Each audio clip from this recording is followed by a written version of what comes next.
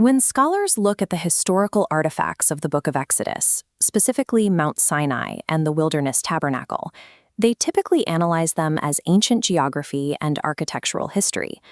But in her commentary on Exodus chapters 24 through 28, the 17th century mystic Madame Guyon discards that historical lens. Instead, she reads these ancient blueprints as a precise interior map of human consciousness. It is a map that points toward a specific and often terrifying destination, a psychological state she identifies as the annihilation of the self. Reaching this endpoint requires dismantling all human agency. The ego is entirely hollowed out, leaving the soul in a state of total surrender. We are going to trace exactly how Guyon takes the physical dimensions of Hebrew architecture and translates them into a systematic psychological framework for divine union. To grasp her framework, you have to stop looking at the text as a record of ancient events and start reading it as a topological map of the interior life. The geographic structure of Mount Sinai provides Guyon's primary access for tracking spiritual maturity. This graph maps Mount Sinai's elevation against a vertical axis of spiritual maturity. At the base, beginners offer peace offerings. As the line climbs to the peak, advanced practitioners offer burnt offerings, signifying total sacrifice and the loss of self. At this summit, Moses enters alone into a thick, obscuring dark cloud, leaving all other Israelites completely behind. Guyon defines this dark cloud as the passive stage. To anyone observing from the outside, these deep mystical experiences appear terrifying and completely incomprehensible. If we add a new axis tracking self-initiated action, the trend line hits 0 at the cloud. Surviving this stage requires the soul to forego all independent action.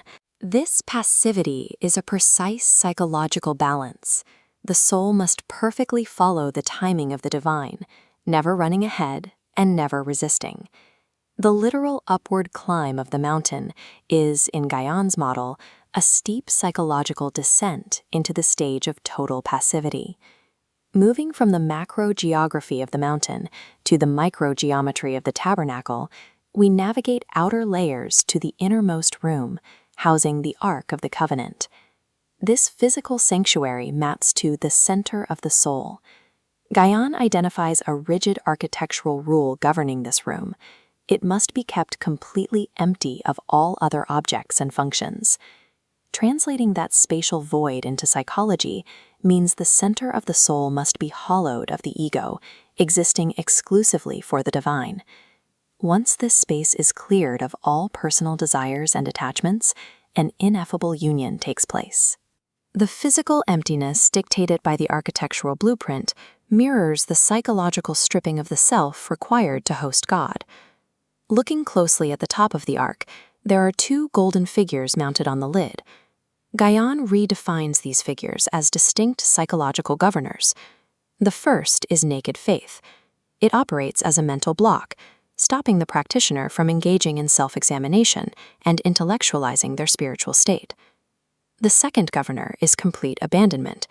It prevents the ego from auditing its own spiritual progress, blocking the mind from focusing on losses or gains, forcing the soul to proceed blindly. Positioned face to face, these 2 concepts are interdependent. Faith responds to abandonment, and abandonment obeys faith. Without these twin governors suppressing the ego, the divine presence cannot be sustained. Moving outward from the center, Chapter 26 introduces the veil, a curtain separating the holy place from the Holy of Holies. This presents an architectural problem. If the soul has already achieved union at the center, why is a structural barrier still required?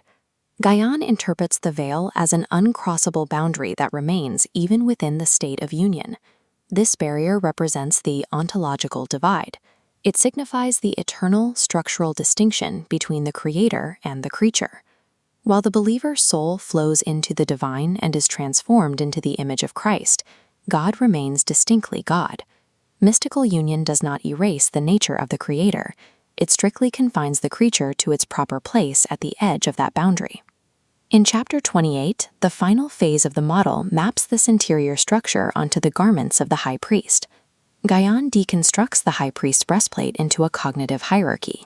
At the base is human judgment, which is guided by instruction. Judgment is subjective and limited. While instruction provides the knowledge to guide those judgments, both are prone to human uncertainty. Truth sits at the peak of this hierarchy. It is the uncorrupted source from which both instruction and judgment must derive their light. Because truth resides in God, it cannot be reached through superficial rationality. It must be inscribed directly onto the highest part of the soul, represented by the plate on the high priest's forehead. The inscription on the forehead represents the final realization of Guyon's framework. God is all, I am nothing. Guyon insists this knowledge is only accessible through the death to self. While many claim to understand this principle, she argues that the reality of one's own nothingness must be tasted through the experience of total loss. For more spiritual resources, visit lokaken.ai.